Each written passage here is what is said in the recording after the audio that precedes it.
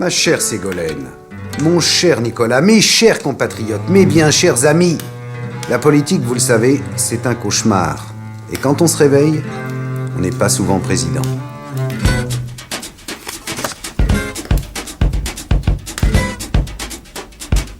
Nonobstant, dans quelques jours, l'un de vous deux sera vraisemblablement le prochain président de la République française. Je vous connais bien tous les deux pour vous avoir souvent côtoyé et tutoyé, parfois malgré vous-même.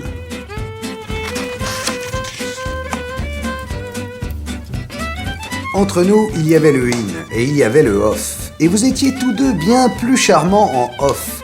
Comme si la poursuite acharnée de votre but commun, devenir président, vous empêchait d'être naturel devant les caméras. Comme si les Françaises et les Français, vos électeurs de demain, ne devaient vous connaître que sous un jour entièrement préfabriqué par quelque obscur conseiller.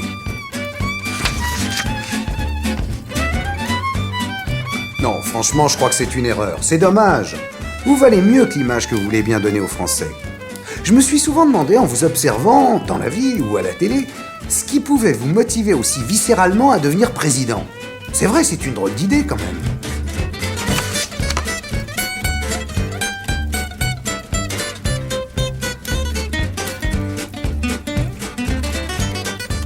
Eh bien, je crois avoir compris le sens de cette quête. Et je gage que vous ne m'en voudrez pas de tenter maintenant de l'expliquer à vos futurs électeurs, qui sont aussi, ne l'oubliez pas, nos spectateurs.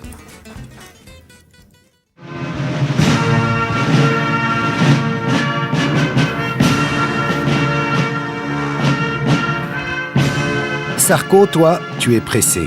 Tu m'as dit qu'à 8 ans, tu t'étais déjà fixé comme but d'être un jour président de la République. À l'heure qu'il est, tu devrais déjà l'être. Tu es à la bourre sur ton plan de carrière.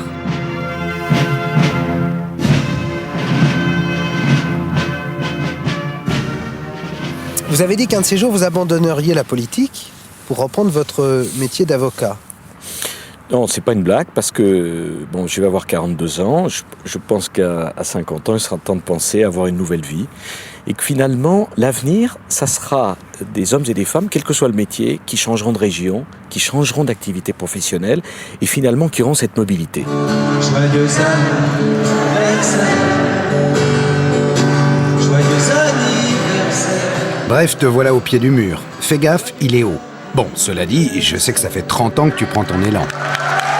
Ta vertu cardinale, comme tu aimes à dire, Nicolas, c'est le mérite. Tu crois sincèrement que si toi, tu as tout réussi, alors tout le monde peut tout réussir. Je n'ai pas cette forme de snobisme qui consiste à dire qu'on est là par hasard. Que j'ai vu de la lumière, il y avait un fauteuil qui était là, je me suis assis, puis voilà. Non. J'ai profondément voulu ce que j'ai fait. J'ai beaucoup travaillé pour y arriver. Je continue à beaucoup travailler. Je ne suis pas rentré dans une pièce, j'ai vu de la lumière, il y avait une petite chaise qui était là, je me suis assis, on m'a laissé m'asseoir. Je me suis battu parce que je crois en mes idées, parce que j'aime ce que je fais, parce que je suis passionné par ce que je fais. Et encore une fois, je ne veux pas dire que tout ça est le produit de hasard. Moi, je ne suis pas arrivé à la politique par hasard, parce que ça me passionne, parce que je crois en mes idées. Oui, parce que j'ai de l'ambition de faire, d'être. J'ai voulu faire ce métier, j'ai voulu cet engagement. Je me suis battu pour ça. J'ai commencé au plus bas niveau de la vie militante, en distribuant des tracts.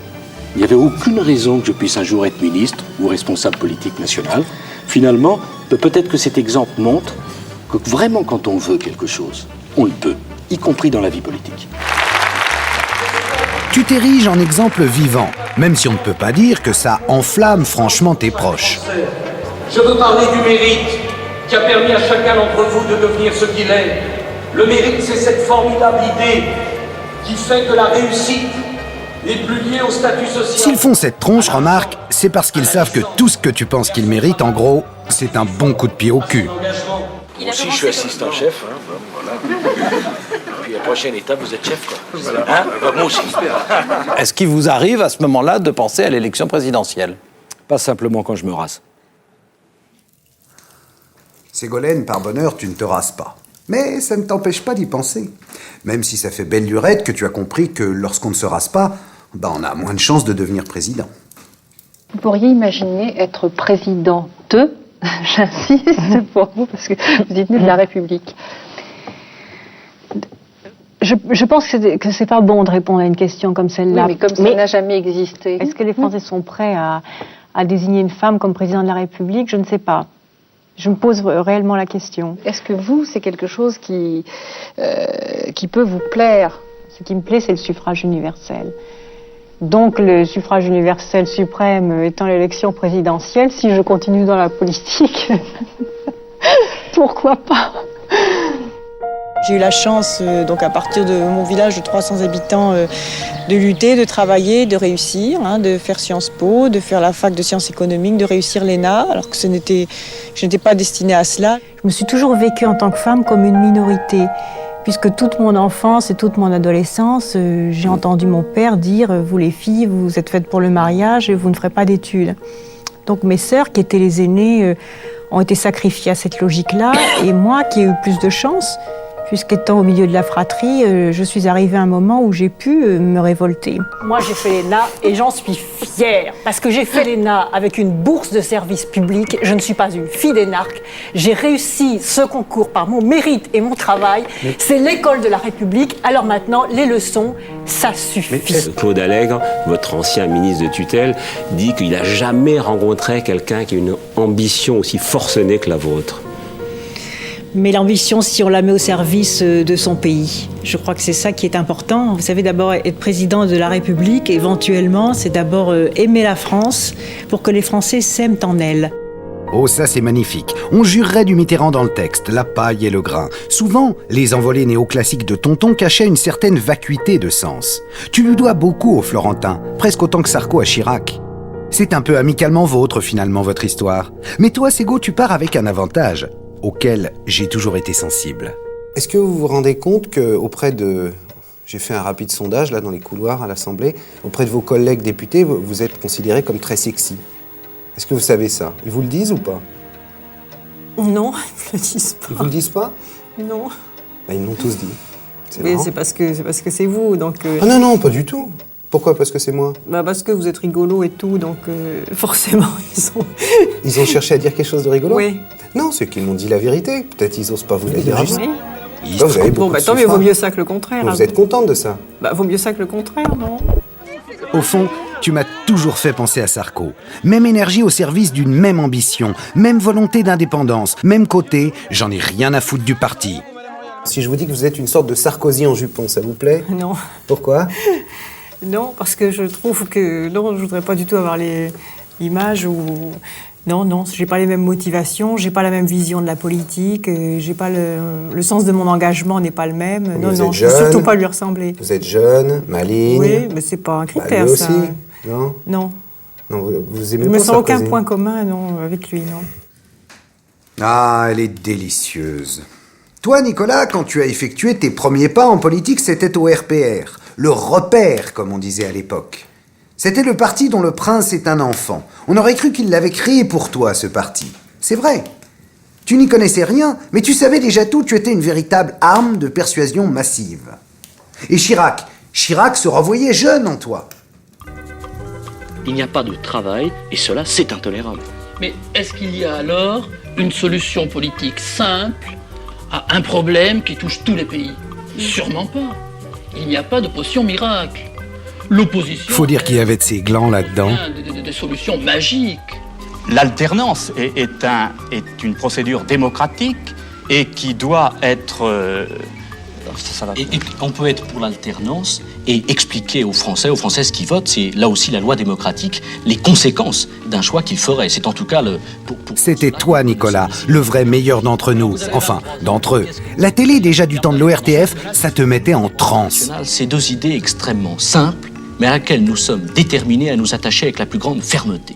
Comme Chirac, tu scandais tes phrases. Et comme Chirac, tu disais n'importe quoi, poussant l'idolâtrie jusqu'au mimétisme. Les jeunes de l'époque avaient beau adorer Clo-Clo, toi tu préférais Chirac parce qu'il te montrait la voie. Clo-Clo c'eût été la voie de garage. Dans l'appel lancé par Jacques Chirac, c'est les buts qu'il s'est fixés. Il nous a dit qu'il voulait construire une société plus juste, une société plus moderne, une société plus forte. Eh bien ça, c'est un langage que nous comprenons. Et nous voulons démontrer dimanche qu'on peut avoir 20 ans, être généreux, mais en même temps être responsable. Le plus curieux, c'est que tu parlais au nom des jeunes, alors que franchement, Nicolas, regarde-toi, tu n'as jamais été un jeune. C'est vrai, quoi. Tu as déjà vu un jeune avec une dégaine de notaire à Vesoul, comme ça? Cette majorité ne nous intéresse pas. Elle appartient au passé.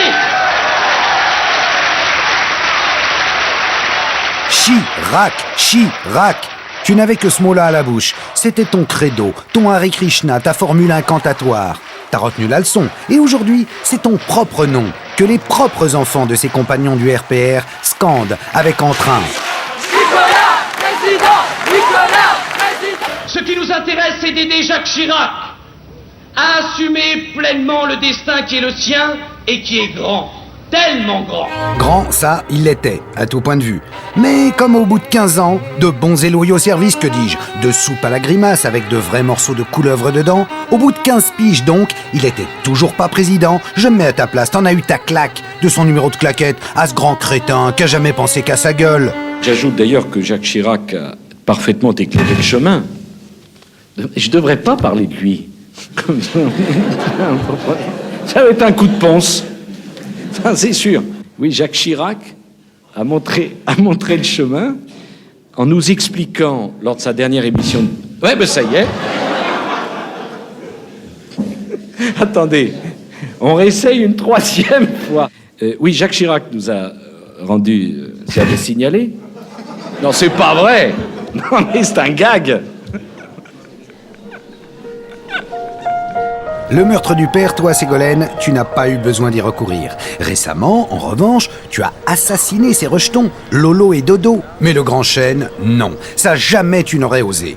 Tu as poussé sous son ombre tutélaire, humble pivoine vosgienne, côtoyant la fine fleur de cette gauche qu'on assimilait déjà au caviar. Un matin, prenant ton courage à deux mains, voilà que tu as sauté le pas et quémandé une investiture. Ne nie pas, c'était filmé.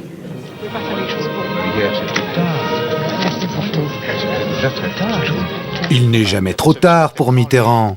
Parachuté dans le Poitou, tandis que François partait mordiller les mollets de Chirac en Corrèze, te voilà député à la faveur de la vague rose de 88. Et c'était bien la vie en rose, la vraie.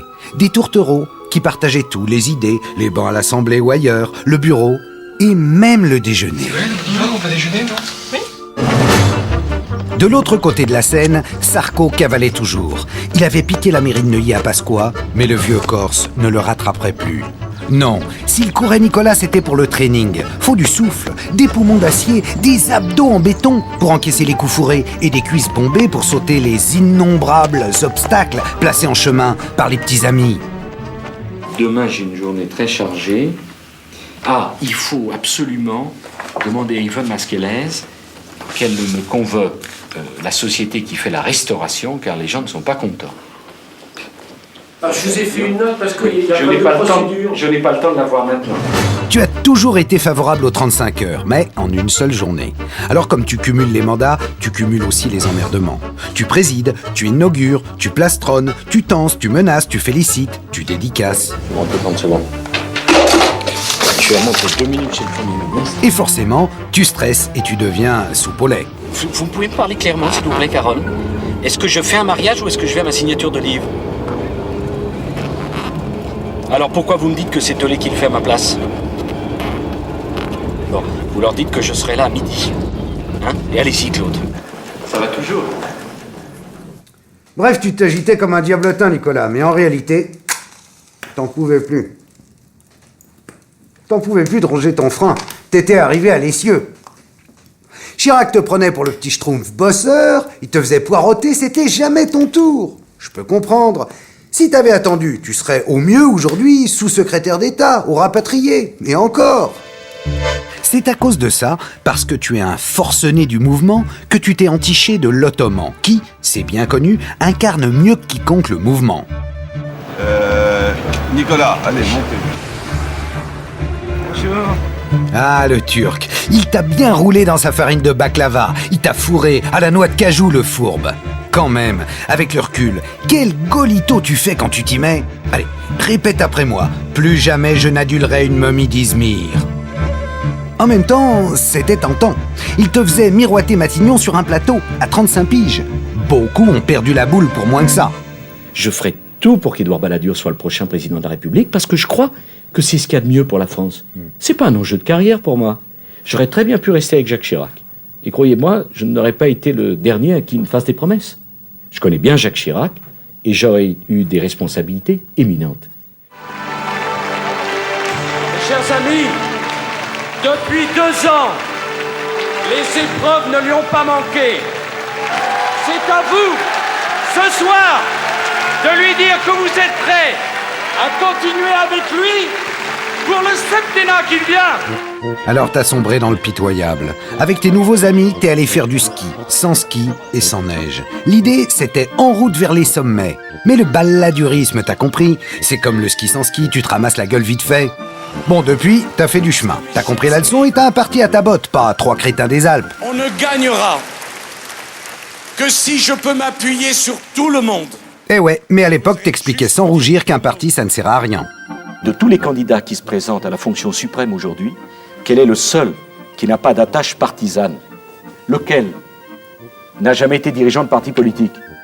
Lequel est totalement libre de tout engagement partisan? Lequel est le mieux à même de faire le rassemblement, si ce n'est celui qui n'a pas ces attaches partisanes? Au deuxième tour, je voterai pour Jacques Chirac et je demande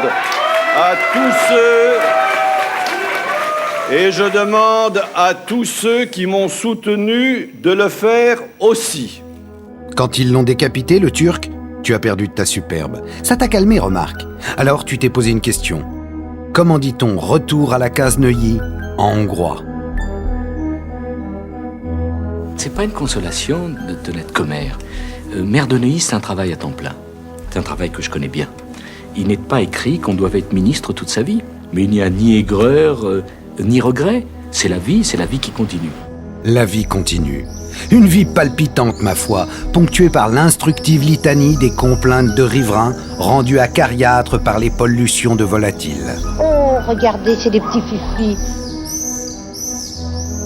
Le devoir d'un maire, voyez-vous, c'est d'être présent sur le terrain, à l'écoute de ses administrés. 10 chiens, 7 chats, 150 pigeons, ça commence à compter lorsque c'est Neuilly et qu'on veut bien comprendre avec bonne foi et peut-être un peu d'humour que Neuilly, c'est pas tout à fait le plateau du Larzac. Ton escapade baladurienne t'a coûté chaud. 7 ans de Newf, 7 ans à retourner faire simple espadrille dans un parti de godillot.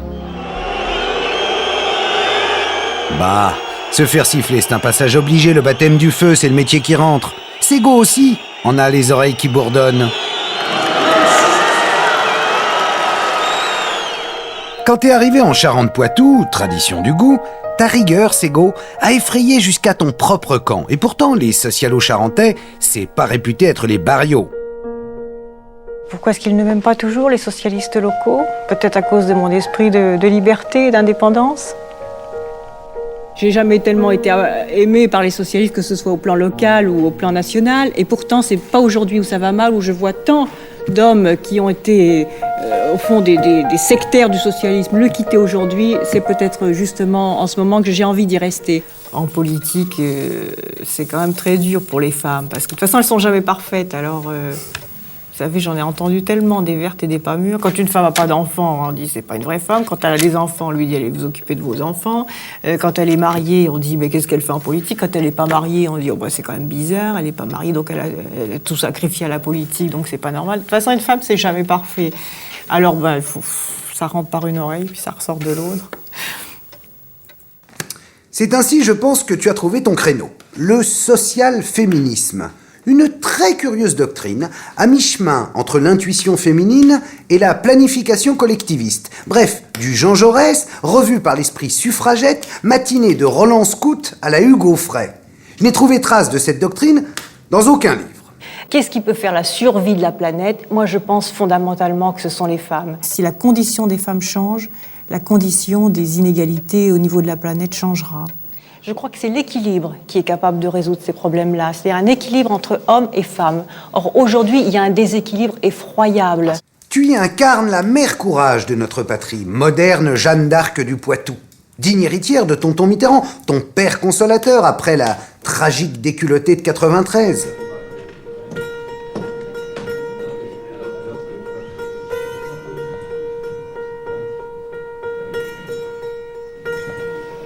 Je vous en prie. Madame Royale, vous avez la parole. Il n'y Il n'y a déjà pas beaucoup de femmes dans cette assemblée. Si en plus elles ne peuvent pas parler, va-t-on? La politique ne mérite pas ce sacrifice et qu'il est temps qu'elle change. C'est un monde de solitude, c'est un monde de brutalité, c'est un monde qui, sous une couverture de politesse, en fait laisse beaucoup de place à la cruauté. Ne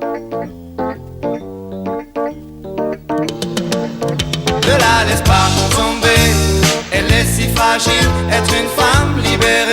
Tu sais, c'est pas si facile, ne la laisse pas tomber. Elle est si fragile, être une femme libérée. Tu sais, c'est pas si facile. Très tôt, j'ai pris conscience que je ne voulais pas ressembler aux femmes de ma famille, des femmes soumises sur tous les plans. Et je me suis dit aussi très tôt que c'est par l'école que je m'en sortirais. Et je ne comprenais pas cette situation, cette condition qui était faite aux femmes. Je me rappelle dans le temps que quand j'étais petite, qu'on ne gaspillait rien. Ces tâches physiques aussi, je me souviens des lessives par exemple, ce sont des détails mais qui marquent une enfance. Et au fond, je me suis dit jamais comme ma mère, tout mais jamais comme ma mère. Ça c'est vrai ça. Moi, ma mère, elle a 8 enfants en 9 ans. Donc 8 enfants en 9 ans, ça veut dire au moins que pendant 12 ans, il y avait 4 enfants avec des couches qu'on ne pouvait pas jeter, il n'y avait pas de machine à laver automatique, il n'y avait pas les petits pots, il n'y avait pas tout ça. Mais les femmes n'avaient pas le droit de dire qu'elles souffraient en même temps. Elles les aimaient, parce que quand on se plaignait, on est 8 à la maison quand même, ça fait pas beaucoup de sous, et puis on n'a pas beaucoup de place. Alors ma mère nous disait, mais alors lequel on supprime? Ah ben non, on supprime personne, etc. Donc il y avait quand même ce bonheur aussi d'être une famille nombreuse, mais cette souffrance que les femmes n'osaient pas dire. Au RPR non plus, on ne se résout jamais à supprimer personne. N'est-ce pas, Nicolas? L'ennui, c'est qu'il t'a fallu revenir dans le peloton de tête du RPR. Et pour ça, t'as pas lâché le rouleau. T'es revenu dardard aux bons vieux fondamentaux de la droite bien réac, et pas en danseuse, hein. Quand il fallait un mercenaire pour étriper du gaucho, on te sortait de ta cage. Ce même gouvernement, qui ne trouvait plus d'argent pour que les familles aient des enfants, est en train de nous expliquer qu'il n'y a pas d'autre priorité que de faire le Pacs et de voter un nouveau statut pour les couples homosexuels. Quand on crée un Pacs qui représente les avantages du mariage sans les contraintes, on déstabilise le mariage. Et quand on explique aux jeunes qu'une famille, après tout, ça peut être 2 hommes ou 2 femmes, on déstabilise la famille. Moi, je veux... Évidemment, en ce temps-là, l'IRG ne te fournissait pas autant de fiches. À part Michou, la mascotte du RPR, que tu avais dû croiser, comment aurais-tu pu imaginer qu'il y ait autant d'homosexuels en France? Évidemment, maintenant c'est différent, comme Stevie et Sevran, je te sens à fond derrière le Pacs. C'est comme le RMI, à la seule perspective de devoir salarier un jour des pauvres, tu étais pris de vomissement. Je ne considère pas que salarier les pauvres soit forcément la meilleure décision. Finalement, on s'achète une bonne conscience. Moi, mon ambition, celle de mes amis, elle est tout autre. C'est pas de dire aux pauvres, mains, tais-toi, tu n'as pas eu de chance, tu es sur le bord de la route, tu n'as pas d'emploi, tu n'as pas de maison. On te donne un RMI, on te donne 2000, 2500 francs, 3000 francs par mois, et puis tu te tais surtout. Ne nous embête pas. Reste dans ton coin tranquillement. Notre ambition, c'est pas celle-là.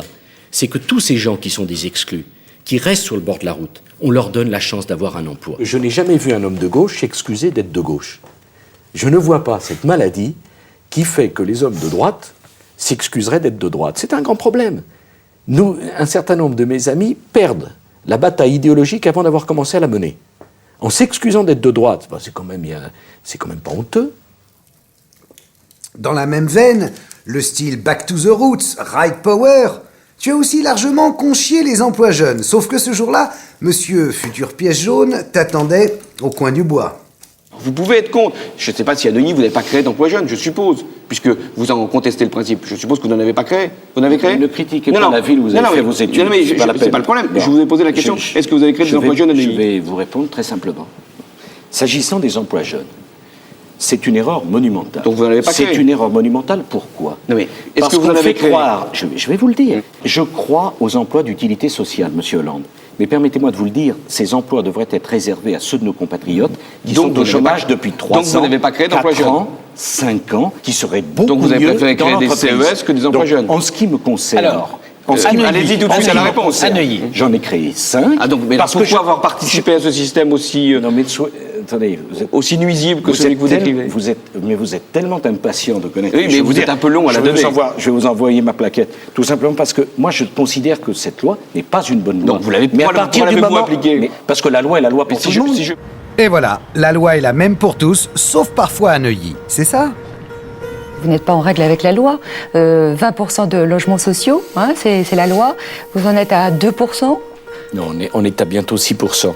C'est un crime aussi de refuser le logement. L'idée serait que les villes qui ne sont pas forcément vivables puissent le devenir, et non pas que des villes qui sont agréables perdent une partie de cet agrément. L'an dernier encore, au mépris de ses 93 ans, il a repris son bâton de pèlerin pour aller à l'Assemblée nationale supplier les députés d'agir en faveur des mal logés. Grâce à vous deux, le clivage gauche-droite, pourtant 100 fois donné pour mort en France, n'a jamais été aussi vivace. Vous vous posez en rassembleur, mais votre jeu favori de couple de vases communicants, c'est plus Sarko droitise ses propos, plus Ego les gauchise. Salariés, licenciés et délocalisés, paysans fragilisés, étudiants trompés et angoissés, intermittents du spectacle humiliés. Des alter-idéaux à la attaque, des accents estampillés lutte ouvrière, un zeste de progressisme catho, un Chavez Poitvin sommeil en Ségo. Je crois même que le Christ a été le premier socialiste et Judas le premier capitaliste qui a vendu le Christ pour quelques monnaies. Bolivar, c'est la même chose. Ça a été le libérateur. Il prônait la liberté, l'égalité, la fraternité, et il s'est inspiré de ce qu'il a entendu dans les rues de Paris, ici. C'est de dire que la société doit être organisée autrement, que les hommes et les femmes comptent plus que les machines et que les rendements boursiers, et que c'est tout le monde, les entreprises bien sûr, mais nous ne pensons pas que ce qui est bon pour une entreprise est forcément bon pour la société tout entière. D'abord, je voudrais dire que Arlette Laguiller a fait une très belle campagne. En tant que femme politique, moi, ça m'a fait plaisir, je le dis très simplement.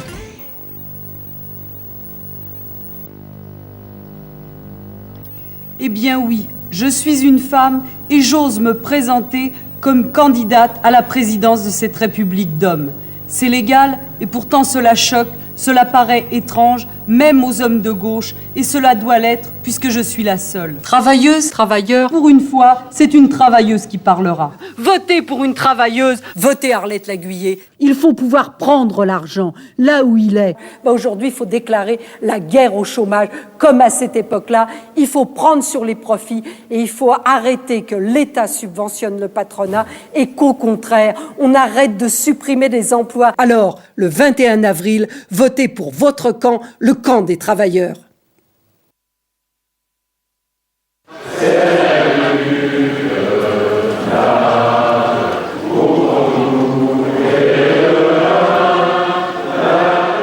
Bon, l'air est connu, certes, mais c'est comme un bon vieux Maurice Chevalier, ça s'écoute toujours avec plaisir.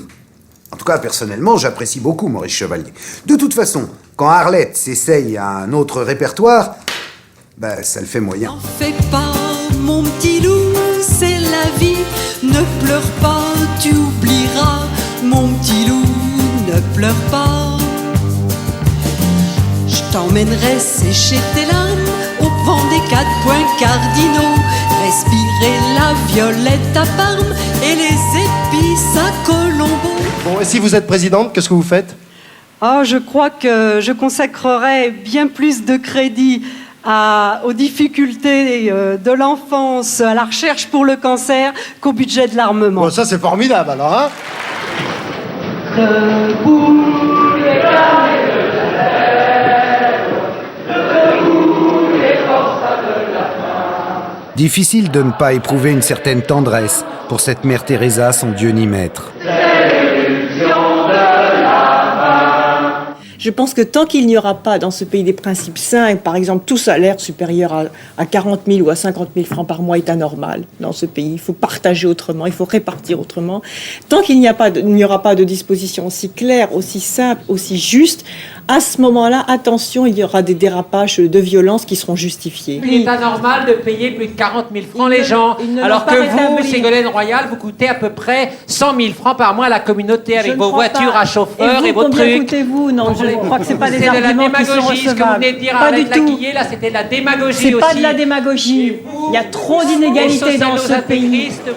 Rendons à César, ou plutôt à Cléopâtre, ce qui lui appartient. À l'époque où Rhône Poulenc sponsorisait encore les délires héliportés d'un Nicolas Hulot, Ségolène, enceinte jusqu'aux yeux, tentait humblement d'alerter une poignée de députés ahuris en leur expliquant le réchauffement de la planète. Le sujet qui est posé par les pays européens et par les pays de la planète tout entière au sommet de Rio est un sujet absolument capital. Il concerne un vrai problème de civilisation. Et lorsque l'on va poser à Rio le problème de la protection de la planète, il s'agit avant tout de savoir si nous acceptons, dans les pays riches, mais aussi chacun d'entre nous, de revoir nos modes de civilisation, nos modes de vie, de remettre en cause cette fuite en avant du toujours plus de voitures, toujours plus de routes, toujours plus de camions, toujours plus d'eau à consommer, toujours plus d'air à polluer. Tel est l'enjeu essentiel du sommet de Rio. Bon, le souci, quand on est une femme qui aime la nature, c'est que tôt ou tard, on tombe sur une nature qui, elle, n'aime pas les femmes. J'aimerais savoir, Madame le Ministre, ce que vous pensez de tout ça. Et quel est votre point de vue d'être humain, justement, là-dessus? Pas de ministre. Et là, on galère. Écoutez, moi je crois que le ministre de l'Environnement, c'est d'abord le ministre des amoureux de la nature. Non, mais je vous Et parle moi, en tant que votre point de vue de femme. Mon point de vue de femme, c'est vrai que la chasse, c'est aussi...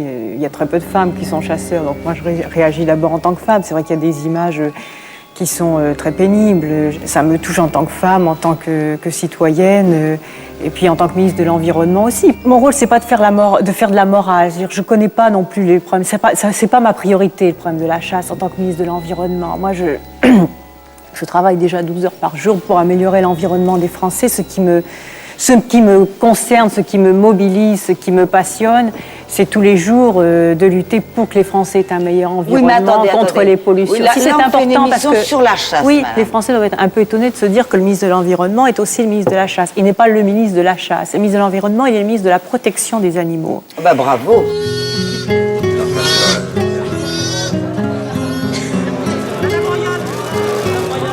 Seulement voilà, sur le terrain écolo, il y en a une autre dans la place. Elle aime non seulement nos amis les bêtes, mais surtout, son talent consiste à s'empailler entre vers, depuis 26 ans.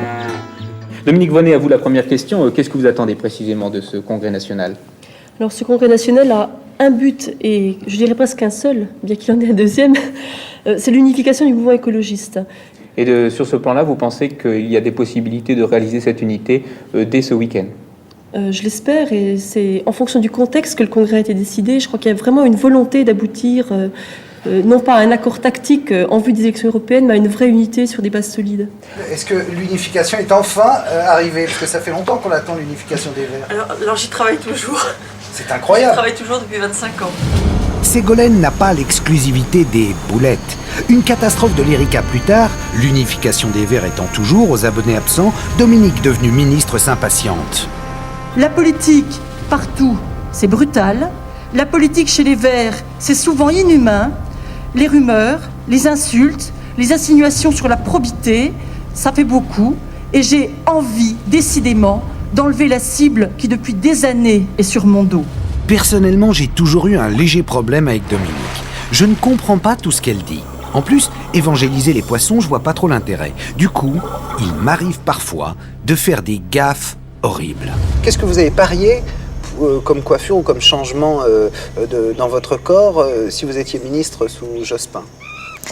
Je n'ai rien parié du tout, mais je dois déplorer une certaine prise de poids liée au fait que je n'ai plus le temps de faire du sport. Ce sont les désavantages d'être femme et ministre, ça, alors. Je crois qu'il y a aussi beaucoup d'hommes qui prennent du poids. Oui, mais je sais pas, ça se voit moins. Vous voulez dire que j'ai vraiment pris du poids? C'est grossier. Maintenant qu'on se connaît, est-ce qu'on peut se tutoyer?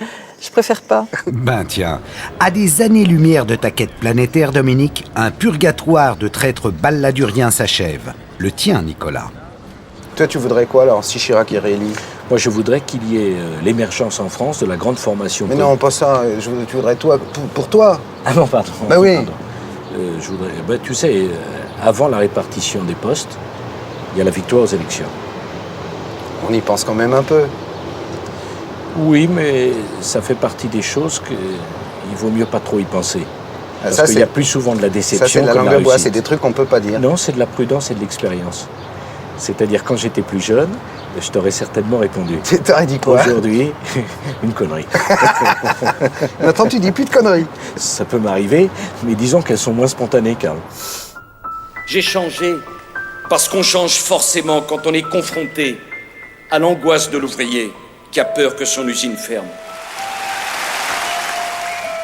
En jouant habilement de notre peur de l'insécurité, Chirac s'est donc fait réélire en 2002. Il est bien obligé de te remettre en selle, tous ses fidèles ayant été mis en examen lors de son premier septennat. Et voici un Nicolas qui nage dans le bonheur de revenir au top, parmi les siens, comme on le voit sur ces images. Tu es nommé pour donner aux Français le sentiment qu'ils seront désormais protégés. Alors, tu endosses avec délice le gilet pare-balles de premier flic de France. Une tâche dont tu t'acquittes avec un enthousiasme mêlé de tension virile dans un style jamais égalé depuis Charles Bronson dans la série des justiciers dans la ville. Moi, j'agis. La seule chose qui m'intéresse, c'est d'éradiquer la délinquance. De porter à cette délinquance les coups les plus fous, les plus forts. Quand Sarko dit ça, il y croit, dur comme l'acier du flashball. Pour lui, la France est une nation bipolaire. D'un côté, d'honnêtes Français qui se lèvent tôt et qui bossent dur, 35 heures, en rêvant de bosser 70 heures pour gagner plus et relancer la croissance. Et de l'autre, des voyous islamistes, coqués à donf dans des BMW volés pour lesquels la police de proximité organise des matchs de rugby. Mais quand je regarde les chiffres de 2001, 2002, ça me donne mal à la tête, mais en 2001... Le travail de prévention que vous faites est très utile. Mais vous n'êtes pas des travailleurs sociaux. Organiser un match de rugby pour les jeunes du quartier, c'est bien. Mais c'est pas la mission première de la police. La mission première de la police, l'investigation, l'interpellation, la lutte contre la délinquance. En prime time, ton bon pote Martin Bouygues te l'a sûrement dit, les Français adorent les polars. Avec toi, ils ne sont jamais déçus. Tous les soirs à 20h pile, tu débarques avec les gyrophares, les gorilles à oreillettes, les caméras ne sont jamais loin, tu mouilles la chemise, voire même la veste. Navarro et le commissaire Moulin peuvent aller mourir à l'hospice des vieux artistes. Avec toi, on est dans le dur, le réel, ça ne fait aucun doute. Nicolas excelle dans l'art de poser les vraies questions, celles qui parlent aux Français, comme tu dis. Est-il normal qu'un jour de week-end, alors qu'on était avec ses enfants tranquillement, on se trouve pris dans une bagarre rangée avec des voyous qui ont des couteaux, des hachoirs, des armes à feu? Est-ce que c'est normal? Qui peut l'accepter? C'est inacceptable.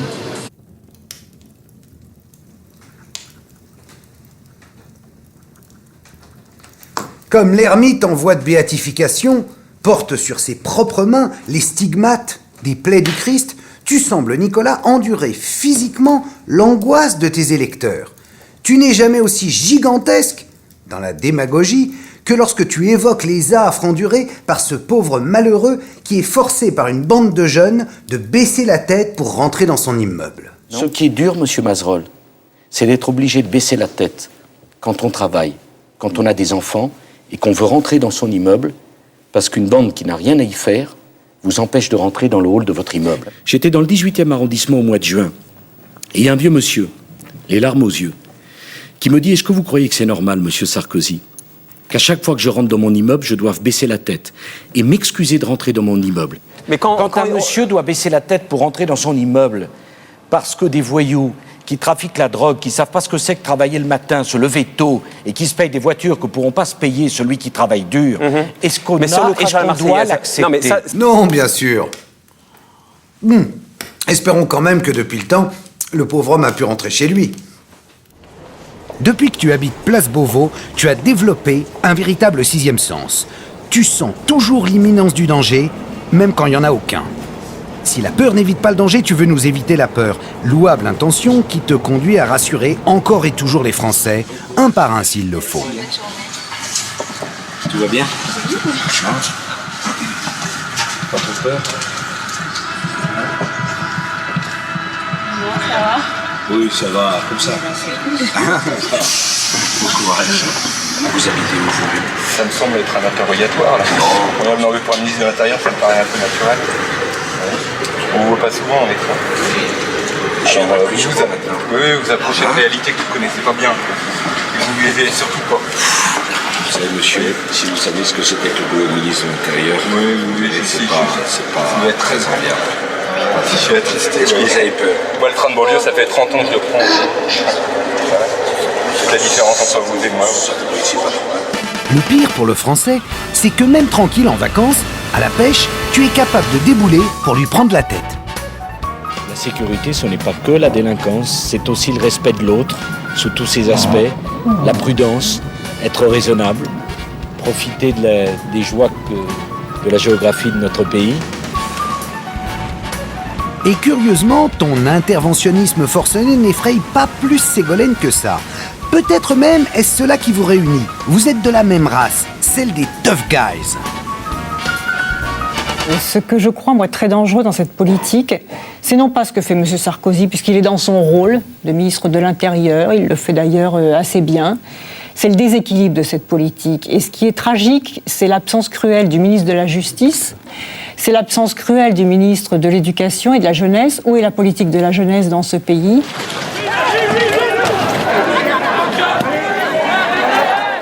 De même que Sarko a enfourché son dada sécuritaire, tu as le tien, Ségo. C'est la démocratie participative. Oh, c'est le vieux truc de la boîte à idées. Chacun a pu déposer une idée sur ton site Désir d'avenir ou est venu te la proposer directement en meeting. Je crois que t'es passé, tu t'occupes bien de nous, quoi, que tu vas pas qu'au Liban, en Chine et tout, que tu t'occupes vraiment des problèmes des Français.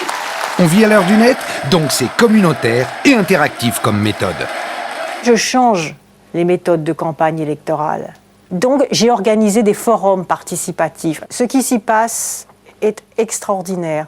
Parce que j'écoute. Moi, je suis en posture d'immersion. Avons-nous besoin d'autant de sous-marins nucléaires lanceurs d'engins ? On en a combien, tiens ? Mais je vous ferai la même réponse. Ségolène Royal, on a combien de sous-marins Je vous ferai la même nucléaires réponse. lanceurs d'engins, aujourd'hui ? Nous en avons un. Non, nous en avons 7. Oui, 7. 7. Combien la France possède-t-elle de sous-marins nucléaires d'attaque ? 4. 5. 4. 5. Sous-marins nucléaires d'attaque ? 5. Ah, oui. Nucléaire d'attaque, 5. Et je puis vous dire que la prise de parole est non seulement de grande qualité, mais aussi de grande intensité. Et de tout ça est enfin sorti ton programme et une Ségolène gonflée à l'hélium. Même si je n'en manque pas, vous avez voulu m'apporter votre courage. Sans doute est-ce ton éducation, Ségo, mais ton discours fleure bon le scoutisme. À cœur vaillant, rien d'impossible. Et parfois, on croirait entendre une cheftaine des Jeannettes. Tu bagues nos deux dans les pâturages. Tu t'en vas te promener, belle des champs. Qu'il est blanc, qu'il est crème, fromage. Je me suis battue, j'ai écouté, j'ai regardé, j'ai travaillé, je donne beaucoup de mon temps.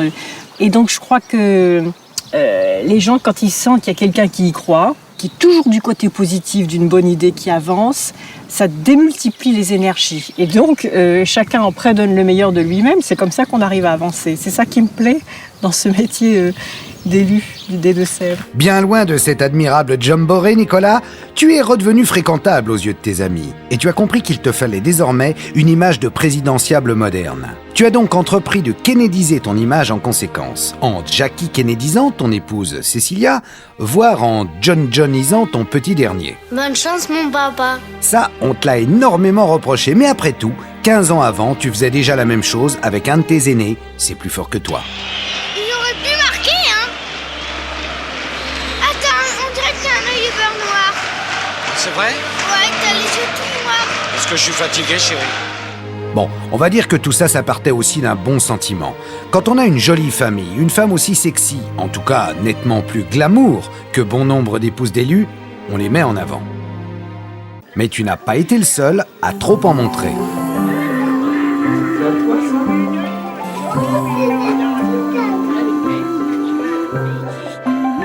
Comme on ne sera pas là 3 ou 4 jours par semaine, il faudra en quelque sorte organiser les week-ends en milieu de semaine. Et puis nous essayerons d'être tous les deux là ensemble pour sauvegarder l'image d'unité de la famille, pour que les enfants aient leurs 2 parents en même temps. Alors, vous n'êtes pas mariés ? Est-ce que vous allez vous marier maintenant ? Vous vous rendez compte, si on décidait de se marier, il faudrait qu'on choisisse un seul maire.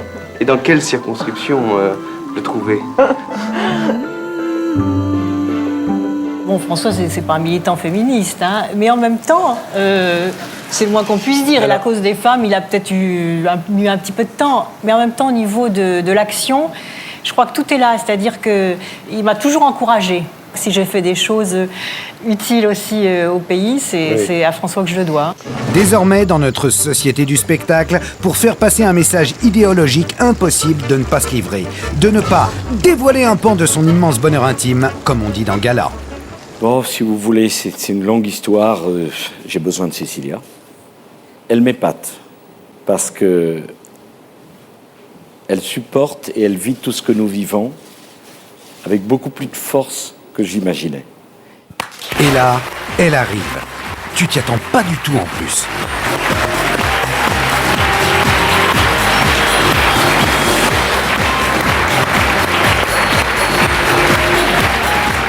Et maintenant, un autre must. Ségolène dans La Louve solitaire. Écoutez, c'est subliminal.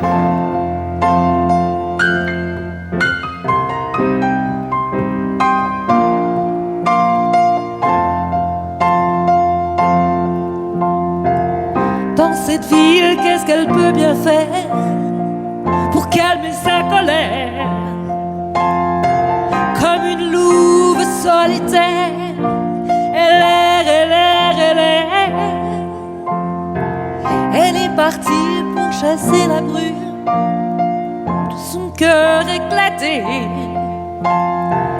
Elle est partie pour ce que nous fûmes, avant de détruire le passé.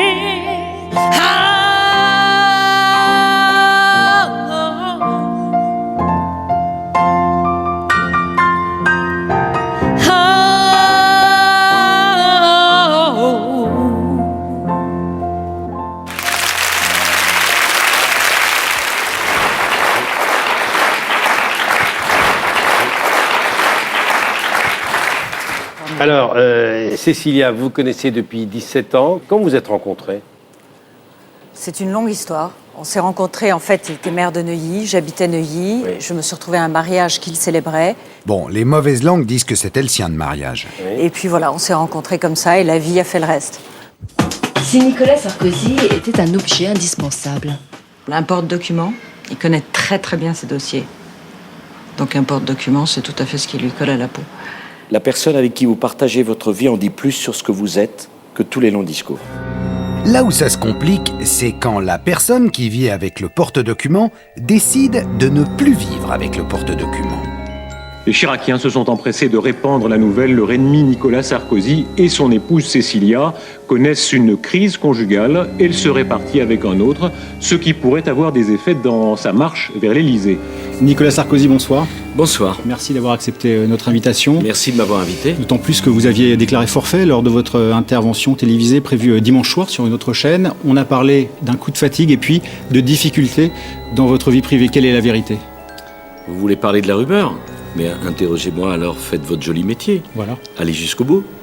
Quelle est la réponse que vous voulez que je vous apporte? Je ne sais pas, quelle est la vérité? La vérité sur quoi? La vérité, c'est que je suis un homme public, lancé dans une campagne électorale en faveur du oui. Je fais campagne tous les soirs. Il est normal qu'en tant qu'homme public, je réponde aux questions. Mais est-ce que vous ne trouvez pas que parfois ça va un peu loin? Et que ma famille mérite aussi d'être respectée? Mais le plus délicat médiatiquement, c'est quand la personne qui avait décidé de ne plus vivre avec le porte-document décide finalement qu'un porte-document, c'est pas si mal. Maintenant, Nicolas et Cécilia semblent avoir trouvé un modus vivendi. Cécilia n'est présente que dans les grandes occasions, genre dîner de gala, ou alors pour les trucs vraiment poilants. Un petit coup de trekking anti-immigration en Guyane, par exemple. Alors là, elle vient. De toute façon, pour communiquer, tu n'as besoin de personne en réalité. On ne t'appelle pas Sarcommunicateur par hasard. Pour embobiner les journalistes, y compris moi, tu es le meilleur. Je vous assure, reculez juste un tout petit peu. Voilà, on fait un cercle, un rond, et on est bon. Et moi, non, toi, vous allez foutre la caméra sur sa tête, monsieur. Monsieur. Non, mais là, il y a un trou. Voilà. Et madame, juste vous reculez un poil. Impeccable. J'ai fait chef de gare avant. Ah non, putain, quel con, il veut perdre du temps. Mais attends, je les ai préparés, T'as pas besoin. Mais si. Mais est-ce que j'en ai un papier, moi? Mais putain, tu dois tout savoir par cœur, toi. Il est con, celui-là. Il a tout abîmé maintenant. Attends, regarde. Si tu fais ça, je te jure. Alors on se les fout à la fin si tu veux. Fais attention. Attends, je le garde parce que si Non. tu me le fais comme ça, je l'ai. Ah, quel déconneur. Quel déconneur. Bah, arrête, écoute. Il cherche à... Tu veux me troubler ou quoi? Allez, vas-y. Nicolas, bonjour. Salut, Carl. Tu as l'air en forme. Et toi aussi. Je me recule un tout petit peu, je peux, ou ça va pas pour les axes? Ça va? Ségo, toi, tu aimes moins la déconne. Disons que nos rapports se situent sur un autre plan. Quel réglage alors? Non, parce que ça se fait pas d'être aussi près d'une dame. Oui. C'est Pourquoi faire? Ségolène. Fut un temps, tu cédas furieusement, toi aussi, aux sirènes de la pipelisation. Tu t'es livré en pâture aux médias sans trop y réfléchir, à la va comme je te pousse. À la rubrique Carneros, permettez-moi de vous annoncer la naissance de Flora, le 4e enfant de Ségolène Royal. Un ministre qui accouche dans l'exercice de ses fonctions, c'est un événement rare. Je crois même que c'est une première dans l'histoire de la République. La maman et le bébé se portent bien. J'ai hésité, c'est vrai que c'est pas facile parce que c'est en même temps une vie privée, donc auquel on a droit, mais en même temps c'est vrai que c'est assez exceptionnel et je le fais aussi pour la cause des femmes. Parce que je crois qu'un des grands problèmes aujourd'hui, c'est précisément à l'heure où les femmes accèdent à des responsabilités importantes, de pouvoir concilier à la fois leur vie maternelle, affective, familiale et professionnelle. Et après, comme Nicolas, tu t'en es mordu les doigts. Tu t'es réfugié dans un silence prudent, mais tardif. Le pli était pris. Si nous-mêmes nous cédons à la tentation, ça m'est arrivé d'ailleurs, et je crois qu'il ne faut pas le faire, d'exhiber sa vie privée. À ce moment-là, il ne faut pas se plaindre ensuite si en effet il y a une curiosité journalistique qui se développe, et je souhaite que ça ne se soit pas le cas. Est-ce que François s'occupe des enfants? Oui. Oui, vraiment? C'est un père moderne. Ce que les Français veulent savoir, c'est ça finalement. C'est qui fait quoi? Oui, qui fait la vaisselle par exemple le week-end? Les deux. Oh, peut-être, remarque, vous avez peut-être un lave-vaisselle quand même. Oui, vous quand êtes même. moderne. Ah oui, mais non, mais ça suffit pas la vaisselle, il faut bien mettre la vaisselle dedans, malgré tout. Alors là, c'est les deux? C'est les deux. Et qui donne le bain aux enfants? Mais ils sont peut-être Tout seuls quand trop même. grands. Ah oui, ils sont grands quand même. Il a quel âge le dernier? Mais c'est pas tellement les tâches matérielles qui comptent, c'est le temps de dialogue, le temps pour parler. Alors, est-ce que, avec tes propres enfants, tu as ce temps de dialogue, C'est pas le toi? problème, moi. J'ai pas Mais envie de parler si. de moi. Mais si. Pas non. Je suis pas ni une superwoman, ni mais une bon. super mère. Je suis pas un exemple forcément. Mais si, Ségo, t'es un exemple. Et c'est pas le cas de tout le monde autour de toi, note. Alors maintenant le PD reste en terre. Maintenant, les emmerdes recommencent. Ségolène Royal n'a qu'un seul défaut, c'est son compagnon. Alors ça, il y a plein de sous-entendus, là. Ça peut être C'était drôle. Il faut développer. Je pensais vous faire rire. Ça va pas marcher. Ça s'appelle Dépêche FP, c'est sûr. C'était pour rire. C'était une boutade. Voilà, exactement. Pour la première fois, nous avons comme candidats deux purs enfants de la télé. Faites-moi le capitaine, comme ça... Ils ont compris que le monde moderne se divise en deux, ceux qui sont dans le poste et ceux qui n'y sont pas. C'est parfait, ok, restez comme ça, c'est bientôt fini. La présence dans le poste vous confère une aura, quelque peu galvaudée certes, mais réelle, de star. Encore un petit regard, Ségolène, c'est bon. Encore une dernière comme ça, encore une dernière. Vous aimez la nature, vous aimez la France, on aime tous les chiens. Un conseil à donner un peu au ministre?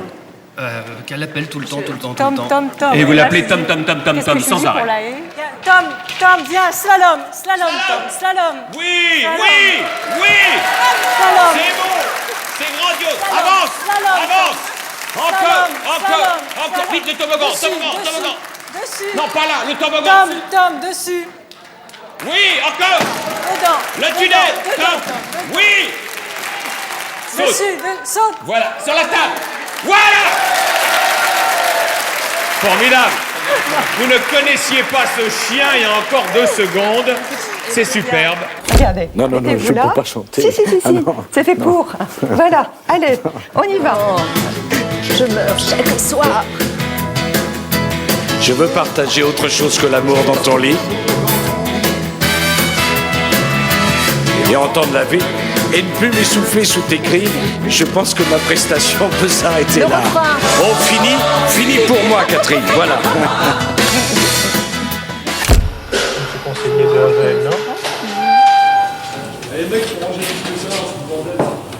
Merci, ça va très bien. Ça vous dérange pas si on met un petit peu de musique? Oui? D'accord. Et Fred, on peut mettre un petit peu de musique?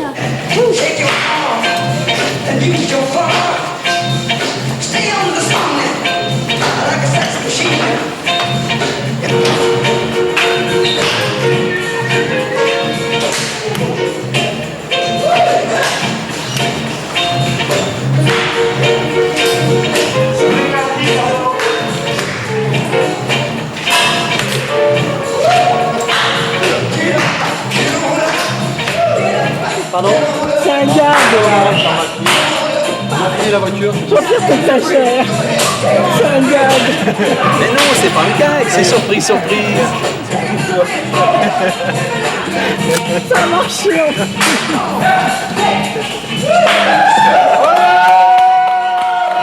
Bon, après ça, si je vous dis que les idéologies sont mortes, vous me croirez sur parole, je pense. Nicolas l'a compris.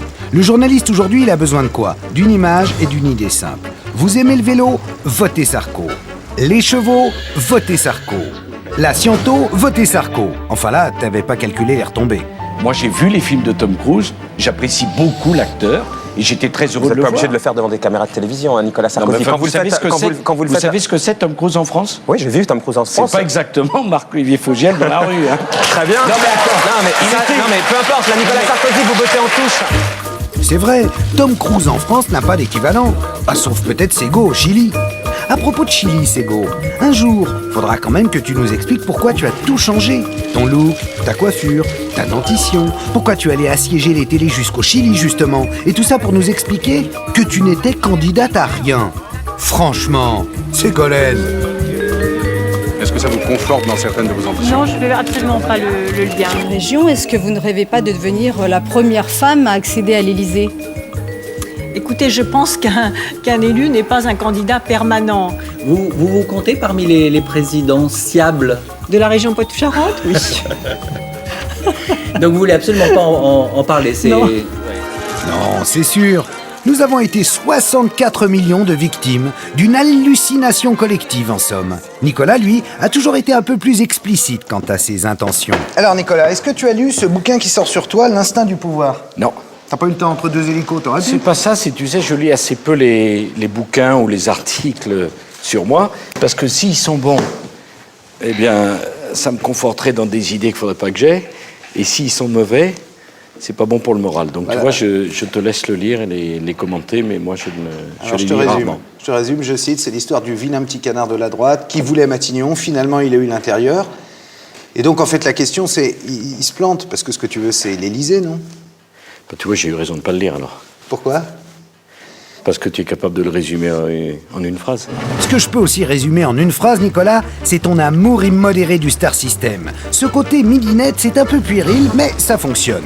Après tout, qui ne rêve pas de côtoyer les plus grands? Quant aux stars, elles y trouvent aussi leur intérêt. C'est une étape importante pour vous d'être avec Nicolas Sarkozy sur les routes comme ça? Oh, c'est juste pour l'accompagner et donc pour qu'il se maintienne un peu en forme. Et ça montre à travers des exemples comme Richard, c'est une leçon de vie. Dans la vie, on peut tomber, on peut échouer, on peut avoir des problèmes. Et puis quand on a la volonté, on peut redresser la tête. Et pour tous les jeunes, c'est le plus beau des symboles. Moi, je suis tombé aussi, j'ai échoué aussi, et je suis revenu. D'accord, mais si ton message s'adresse aux jeunes, Nicolas, un conseil. Tu devrais légèrement rajeunir ton casting. Ou alors, c'est que tu ne choisis pour des raisons de proximité que des stars qui vivent à Neuilly ou en Suisse. Good luck, Nico. Bonne chance, Nicolas. Bonne chance, Nicolas. C'est un vrai plaisir de te souhaiter bonne chance parce que je sais, moi, à quel point tu le mérites. On compte vraiment sur toi. Et surtout, vive l'amitié, Nicolas. Bah voyons. En tout cas, le message est clair. L'ère Jack Lang, terminé. Aux chiottes, Jean Ferrat et les Kilapayoun. Vive la Starac et Sevran qui luttent courageusement contre les bites de noir. La présence à mes côtés d'hommes engagés à gauche et qui m'ont rejoint me touche profondément. Et je veux remercier Pascal Sevran d'être avec moi ce soir à Périgueux. Et quand c'est marée basse, pas de vedette en vue, eh bien il y a toujours un bouffon qui traîne par là et qui fait l'affaire. Cela dit, je ne suis pas sûr que ce soit win-win pour toi, Nicolas, comme tu dis dans ton volapuc libéral. Ben Stevie, je te dis merci. Bref, tu as bien mal choisi tes soutiens. Merci à tous. Remarque, dans ce monde médiatique du grand n'importe quoi, même ceux censés incarner la pureté du héros guévariste se fourvoient parfois. Il est 9h30 du matin, les facteurs de la commune de Neuilly commencent leur tournée. Mais il en est un pas tout à fait comme les autres. Il s'appelle Olivier Besancenot et n'est autre que l'ex-candidat au présidentiel de la Ligue communiste révolutionnaire. Il n'est plus cette fois-ci anonyme. Bonjour, ça va bien ? Désormais, tout le monde reconnaît ce jeune employé de poste de 27 ans qui a fait campagne à la télévision. Vous allez bien ? Je l'ai vu à la télévision, mais j'ai dit tiens, je suis contente parce que c'était en plus le facteur de notre facteur et j'étais très contente. Mais en tant que facteur, il milite et défend sa profession. On n'est pas assez nombreux pour trier tout ce qui arrive, quoi.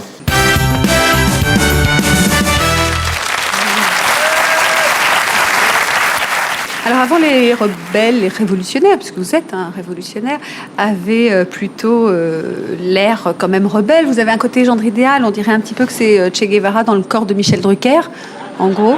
On n'avait pas fait celle-là encore.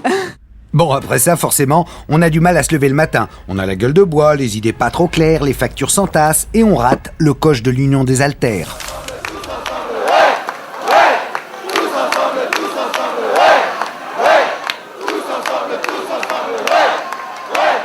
Dès lors, on comprend la colère de ce jeune. Il ne pourra pas voter 4 fois pour Arlette, Olivier, Marie-Georges et José. On ne parle pas la même langue, mais on parle le même combat. Vous auriez dû faire des primaires, ou alors désigner votre candidat à l'ancienneté. Et là, c'est José qui aurait gagné. Regardez, bébé, il était déjà interpellé par des militaires. Rêvons un peu, si en 2002, je sais pas, la gauche de la gauche te demande de te présenter aux élections présidentielles, tu accepterais ? Je commencerai d'abord par refuser, c'est clair et net, parce qu'ils ont déjà voulu faire une bêtise comme ça en mettant Piaget en 74, et c'est la plus grosse connerie qu'on peut faire au mouvement social, c'est de le présenter. Tu regrettes pas, toi, de pas te présenter finalement ? Je pense qu'aujourd'hui, en ne me présentant pas, j'embête encore plus que si je me présentais. Tu vas vraiment te présenter à la fin ? Je pense que je suis en train de craquer, c'est-à-dire que si j'ai vraiment une chance d'être élu au premier tour, peut-être que je me présenterai. Veux-tu que je lance une pétition ? Écoute, tu vois, c'est comme tu veux, t'as tout l'été pour faire ça, puisque t'as des vacances pour réfléchir à ça. D'accord, alors je vais lancer la pétition pour appeler à la candidature de José Bové pour 2007, sans te demander ton avis. Merci beaucoup, José, et à bientôt. Merci à toi. Pendant ce temps-là, Nicolas, je sais que tu te lèves de bonne heure. Pour te mettre en jambe, allez hop, un petit tour en biclou avec des amis gendarmes. Ça réveille ça, hein. Et après, au turf. Objectif, rabâcher inlassablement que ta méthode fonctionne à merveille, et ce, quel que soit le domaine. La seule chose qui est sûre, c'est que les Français sentent que quelque chose est en train de changer et que ce qu'on leur présentait comme inéluctable, c'est-à-dire l'augmentation de la violence, l'augmentation de la délinquance, l'augmentation de la peur, des zones de non-droit dans tout un tas de quartiers, que tout ça c'est fini. Nous avons fait ce qu'il fallait contre les délinquants, mais nous n'avons pas fait ce qu'il fallait contre les multirécidivistes. J'ai eu pendant 4 ans la responsabilité de la sécurité des Français et pendant 4 ans il n'y a pas eu de problème. Enfin il y a eu beaucoup de problèmes mais pas eu de bavure, pas eu d'incident. Non, tout va bien, dormez, bonnes gens, tout est tranquille. Je crois, Nicolas, que tout le monde a compris comment tu fonctionnes. La peur, tu veux lui faire peur. Mais à force, c'est toi qui fais peur. Brrr. Une chose est d'être débordant d'énergie et de l'employer à vouloir résoudre les problèmes. Y parvenir en est une autre. Toi, le souci, c'est que tu te saisis des problèmes et que tu les éparpilles, façon puzzle. Prends Sangatte, le camp des sans-papiers. Les clandestins y moisissaient dans l'indifférence générale. C'était une honte, c'est vrai. Tu as fermé Sangatte. Voilà donc un problème qui empoisonnait les rapports franco-anglais, un problème qui rendait la vie impossible aux habitants du Calaisis, un problème qui était le symbole de la permissivité sur l'immigration clandestine, qui se trouve aujourd'hui définitivement résolu. Le problème est résolu, hein ? Dis plutôt qu'on ne parle plus de Sangatte.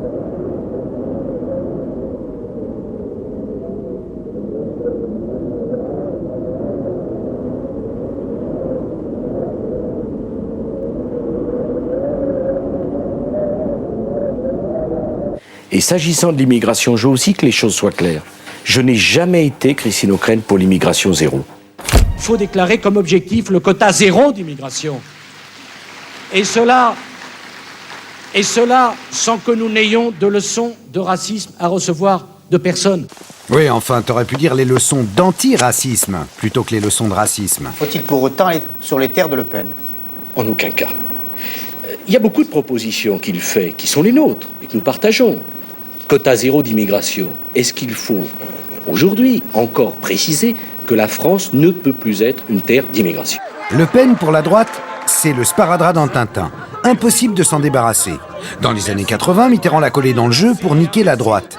Mais crois-tu que la meilleure façon de réduire l'électorat du FN soit d'épouser les vues de Le Pen? Le vote pour l'extrême droite, ce sont des hommes ou des femmes qui auparavant votaient pour nous, qui se sentent abandonnés, qui se sentent désespérés et qui sont exaspérés de l'impuissance de la parole publique. C'est cela.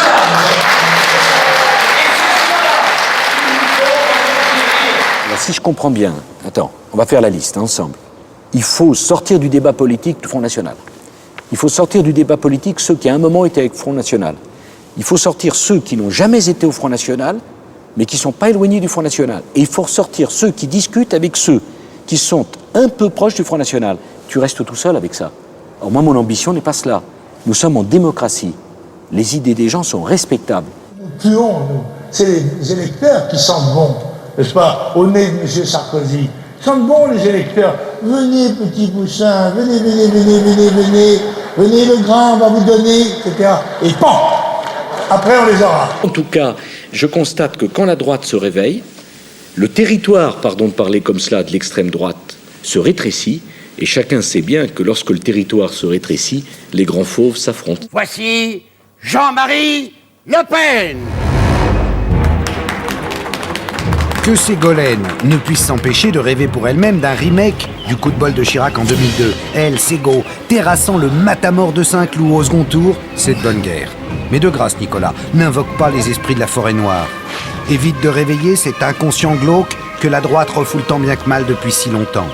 Demain, les immigrés s'installeront chez vous, mangeront votre soupe et coucheront avec votre femme, votre fille ou votre fils. Oui. Ça a été reproduit à la suite de votre campagne dans le Morbihan, dans le Figaro. Et là, que je sache, vous n'avez pas attaqué le Figaro. Oui, je sais, voyez-vous, que ces propos, disons, virils, ont de choquant quand c'est regardé à la loupe dans les salons parisiens. Chez les gens de qualité, salon de millions de gens. Même c'est affreux ce qu'on peut dire, et il est bien évident que et c'est le rôle d'un homme politique, la politique c'est un art de communication. La lepinisation des esprits, ça commence comme ça. Croire que la communication consiste à dire tout haut ce que quelques vieux cons pensent tout bas. À ce jeu-là, Nicolas, tu as beaucoup à perdre. Supposez, Madame Guichenet, que vous soyez parti de chez vous tout à l'heure en oubliant de fermer votre porte. Quand vous allez rentrer à 11h30, vous allez vous apercevoir qu'il y a une famille de Sénégalais avec leurs 6 enfants installés dans votre salon et votre chambre à coucher. Qu'est-ce que vous allez faire? Vous allez aller coucher sous les ponts avec vos enfants si vous en avez? Non. Vous allez aller au commissariat de police et vous allez demander qu'on vous rende votre appartement et qu'on mette ces gens à la porte. Eh bien, pourquoi ne voulez-vous pas qu'on applique à la France ce que vous appliquez vous-même à votre propre appartement? Europe ou pas Europe, ce sont nos couleurs nationales. C'est pour ça qu'on mourra ou qu'on crèvera. Regarde-moi cette jeunesse lepéniste, de pauvres scouts égarés dans un monde mondialisé qui les a déjà bouffés.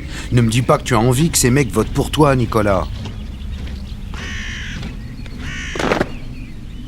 Tiens, voilà du boudin, voilà du boudin, voilà du boudin. Pour les Alsaciens, les Suisses et les Lorrains. Pour les Belges, il n'y en a plus. Pour les Belges, il n'y en a plus. Ce sont des tireurs au cul. Pour les Belges, il n'y en a plus. Pour les Belges, il n'y en a plus. Ce sont des tireurs au cul. Tu niques la France, dégage. Est-ce que c'est une façon d'apaiser les esprits vis-à-vis de l'immigration? C'est sûr que s'il y a des gens qui disent qu'ils niquent la France, il faut les dégager au plus tôt. Alors Nicolas, laisse le druide borgne éructer tout seul ses anathèmes. Ne fais ni chambre d'écho, ni chambre d'enregistrement. Et d'ailleurs, s'il y en a que ça gêne d'être en France, je le dis avec le sourire mais avec fermeté, qu'il ne se gêne pas pour quitter un pays qu'il n'aime pas. Parce que nous, notre pays, nous l'aimons. D'autant que Le Pen, quand tu veux, tu sais lui répondre. Quelle est la mesure qui manque? Qu'est-ce qu'il faut pour être efficace? Et qu'est-ce que vous feriez, vous? Alors, rapidement. Une nouvelle ligne Maginot? Non. Rapidement. Une réforme du code de la nationalité qui supprime ce droit du sol par lequel vous croyez être devenu français, alors que vous êtes devenu français par le droit du sang, c'est-à-dire par votre maman. Je vais vous donner... ne saviez même pas cela comme avocat et comme ministre. Monsieur, ceci n'a pas Si, je vais vous donner une autre information qui est très grave pour vous. Parce que non seulement j'ai un père qui était étranger quand je suis né, mais le père de ma mère était étranger lui-même. Est-ce que ça suffit pour avoir le droit du sang, monsieur Le Pen? C'est pour ça que le droit du sang, c'est une bêtise.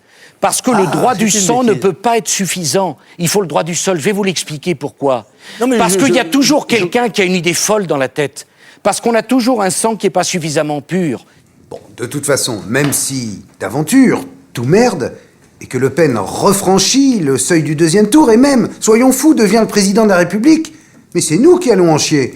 Toi, Nicolas, je sais où tu iras. Nice to meet you.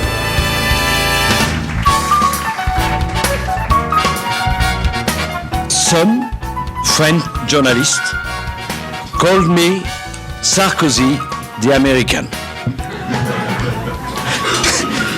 Among those reasons, there is, that's what they say, the fact that I am a man of action. I do what I say. Ah, l'Amérique, ça t'a toujours fait rêver, hein.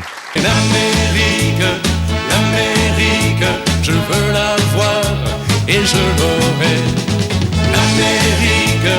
L'Amérique, si c'est un rêve, je le saurai. La France pourrait peut-être s'inspirer de la vitalité des États-Unis, où un émigré autrichien parlant mal l'américain de la première génération peut devenir le président du plus grand État d'Amérique. C'est pas rien en matière d'ascenseur social. Je ne suis pas fasciné par les États-Unis, mais je suis obligé de regarder ce qui s'y passe. Il n'y a plus de chômage. Ben voyons. En attendant, nous des chômeurs, je te signale qu'on en a encore un paquet. Et on compte tous sur toi pour que les fonds de pension américains payent leurs assédiques. Et ça serait du libéralisme vraiment social. You are welcome to invest in France.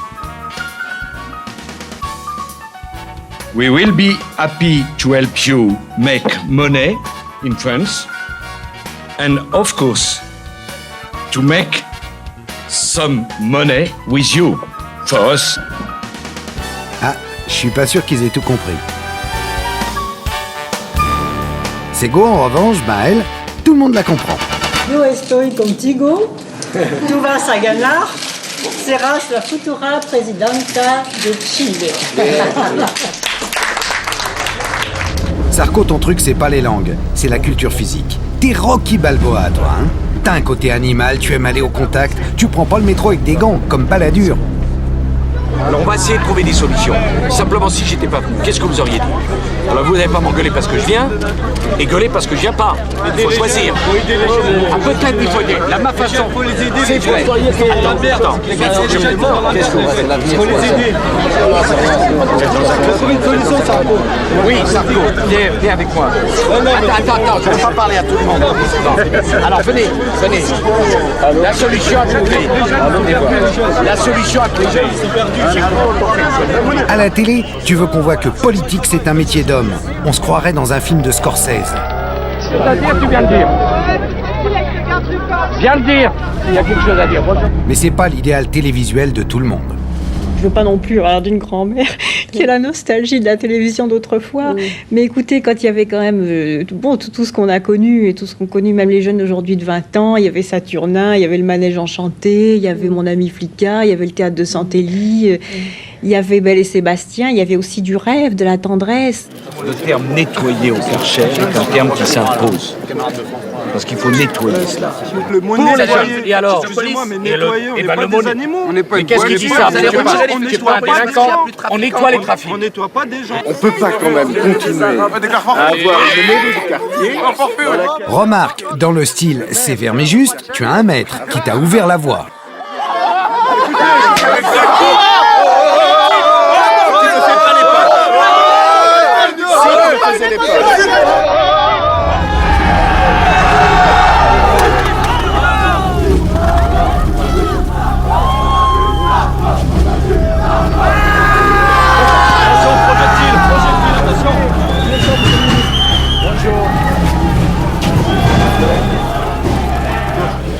Descendez. Je vous attends. Vous en avez assez, hein? Vous avez assez de cette bande de racailles. On va vous en débarrasser. Avec tes mots malheureux, Nicolas, tu as déclenché des émeutes en 2005. Oh, je sais, tu vas me dire que c'était une coïncidence, que de toute façon ça aurait pété un jour ou l'autre, vu que ça fait 30 ans que tous les gouvernements surfilent la patate chaude. Tiens, revoilà le pauvre gars qui pouvait pas rentrer chez lui. Eh ben avec tes conneries, il est bloqué à l'intérieur maintenant. Je voudrais que nous ayons une pensée pour celui que nous avons appelé avec Charles Pasqua, tant il lui ressemble, le lapin tambour du Racel. Il en a le dynamisme, il en a les gestes.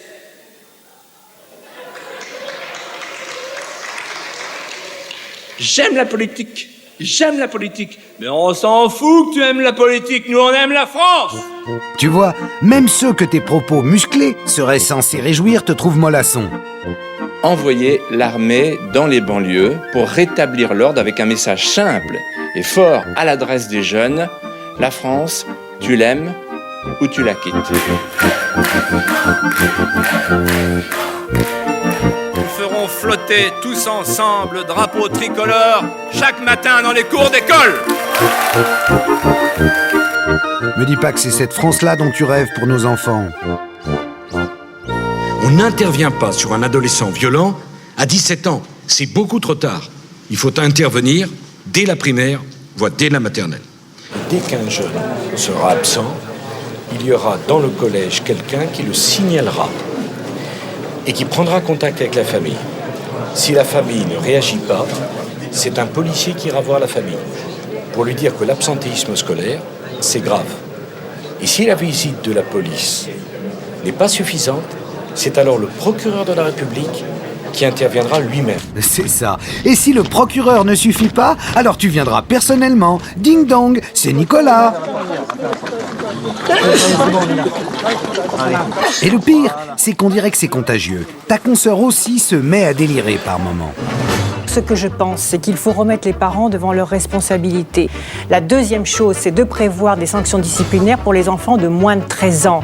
Et je pense qu'il faut réinventer un nouveau service à encadrement militaire, je le dis, avec un travail humanitaire, avec l'apprentissage d'un métier, parce que tout vaut mieux que la prison pour des jeunes de 16, 17, 18 ans.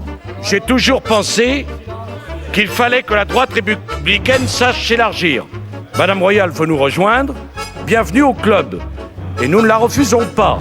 Il faut que dans les quartiers... Il y a des jours, c'est bon de ne plus être jeune. On sera d'abord repéré par Big Brother à la maternelle, puis le système vous aiguillera vers le camp de redressement militaire pour sauvageons. Après, monsieur, faut pas t'étonner si les jeunes y te traitent. Fils de pute! Quand je pense que t'as collé un mois ferme au mec qui a gueulé ça. Ah bah ça promet. Les jeunes, c'est souvent très intolérant. Oui, c'est ça, ce que tu vois. C'est contrairement à ce qu'on dit. Tu vois, la connerie, ça me stimule toujours. Ouais. Allô, chérie? Oui, une seconde. Une seconde. On se respecte. La République du respect, ça vaut pour tout le monde. D'accord? Je vous respecte, madame. D'accord. Alors, attendez. Non, vous me coupez la parole. Vous me coupez la parole, donc vous ne me respectez pas. Et vous ne respectez pas vos collègues à qui je suis en train de parler. D'accord? Donc, vous attendez une seconde que j'ai... Je vous écoute. Voilà. Alors... Pas de doute, Sego.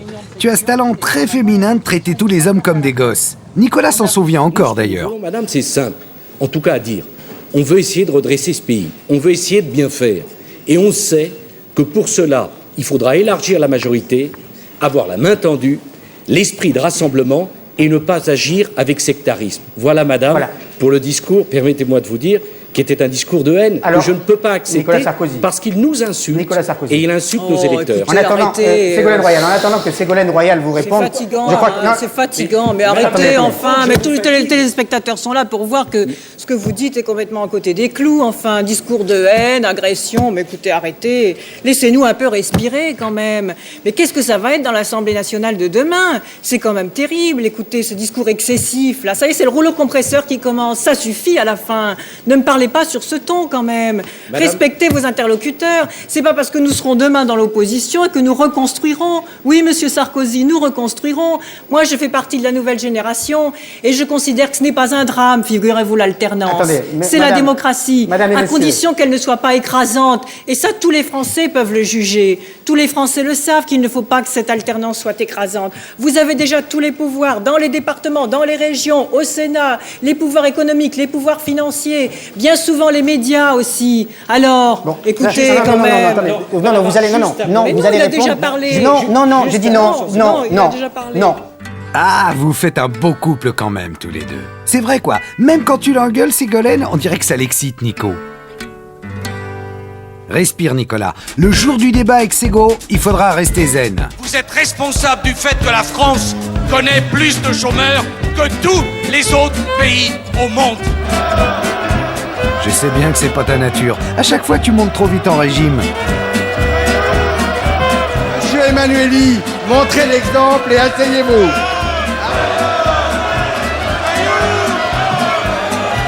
J'aimerais savoir à quoi je dois faire gaffe, à quoi je dois faire attention, et deuxièmement, si il peut quand même prendre l'assurance que quand il occupera d'autres responsabilités, il n'aura pas de rupture nerveuse. Ah là, il a raison.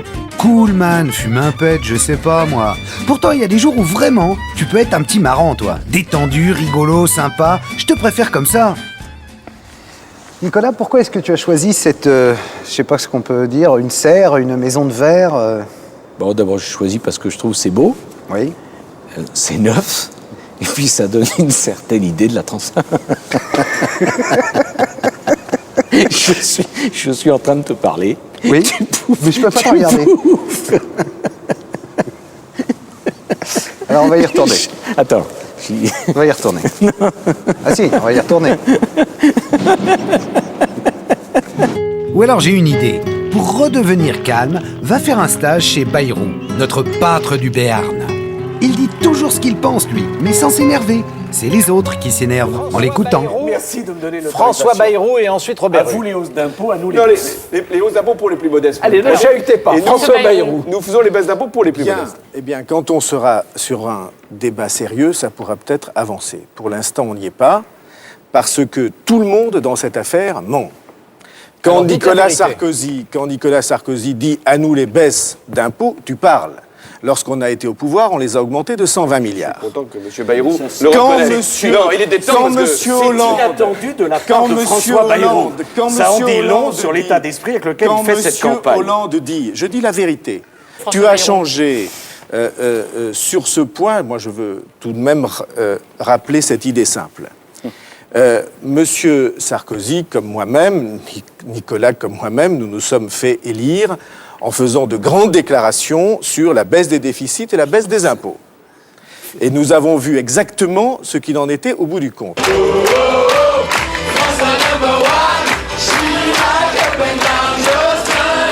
François, il ose tout. Certains disent que c'est même à ça qu'on le reconnaît. Parfois, il se prend pour Laguillet ou Besancenot.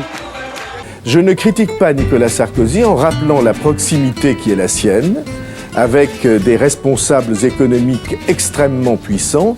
C'est une proximité qui est affichée, assumée et même étalée dans les journaux, comme vous le savez.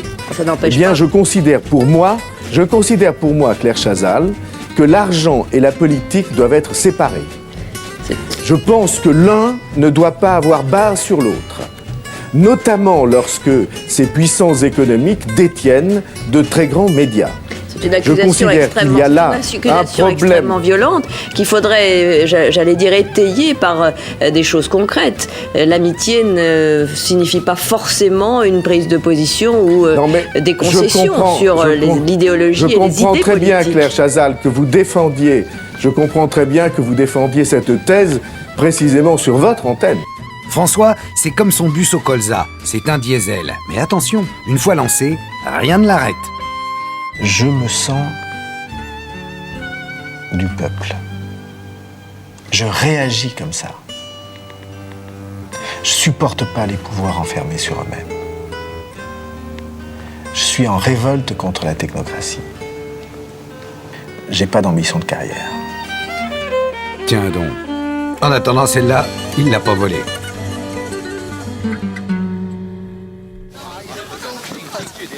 Alors on monte là, on reste là ?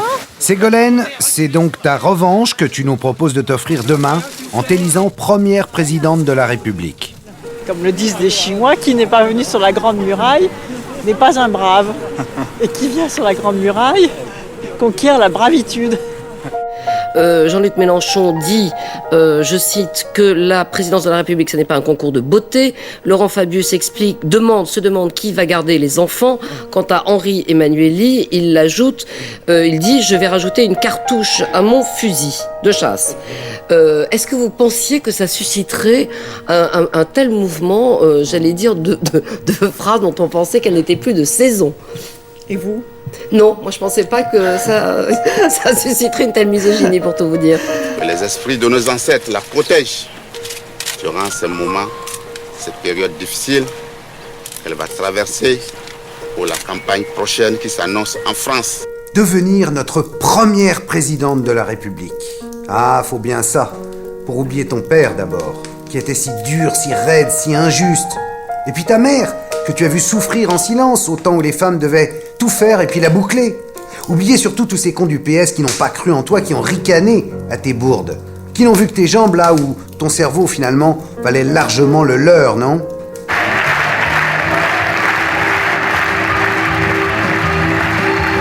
Tu veux sortir du rang.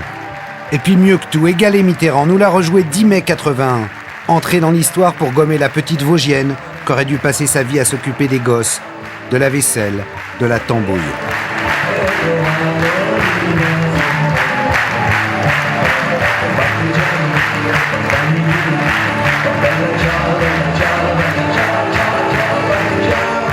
Et quand on se lance dans la politique, quand on a, je sais pas, 18 ans, 20 ans, on s'attend à souffrir ou pas?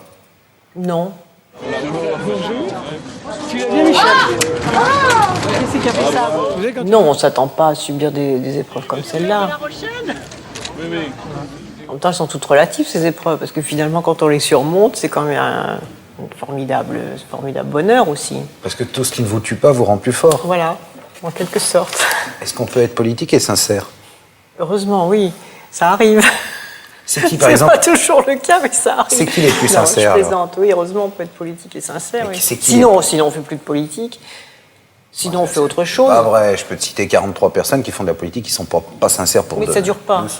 Ça dure pas parce que les gens voient tout. Les gens s'en rendent compte? Oui. À la télévision, on voit tout. Quand on ment, si on ment, ça se voit. Le contact avec les lecteurs, c'est une intensité très forte de relations humaines, donc on ne peut pas jouer. Il n'y a pas de musique alors? Bon, on va le faire tout seul. Oui.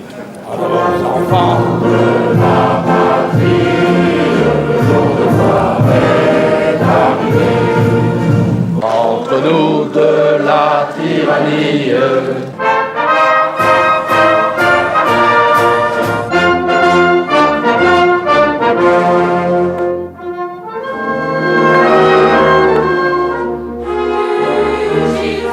Quant à toi, Nicolas, au fond, c'est la même histoire, celle d'une revanche sur la vie. C'est vrai qu'ils t'en ont fait baver depuis 30 ans, les Chiraciens. Villepin, à la suite de Juppé, et Pasqua, et Raffarin. Chirac veillant toujours à remettre un peu d'huile sur le feu. Tu parles d'amis. Ils t'auront tout fait payer, au prix fort.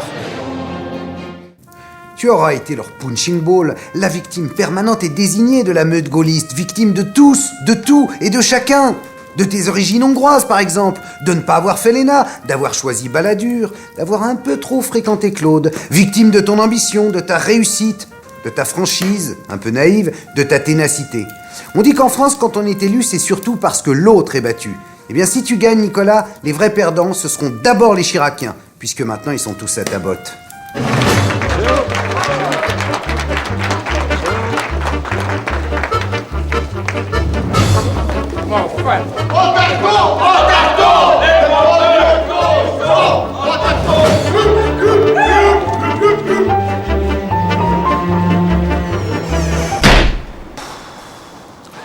Fin de semaine, on me fatiguait.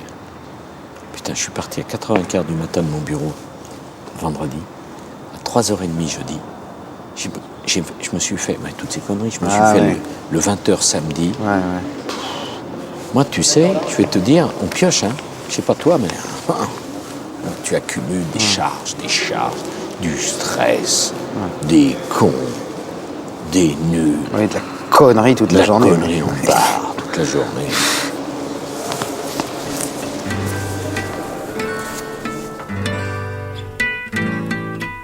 Ce film vous a été présenté par René Brisac, le spectacle du feu, et son indispensable compagnon.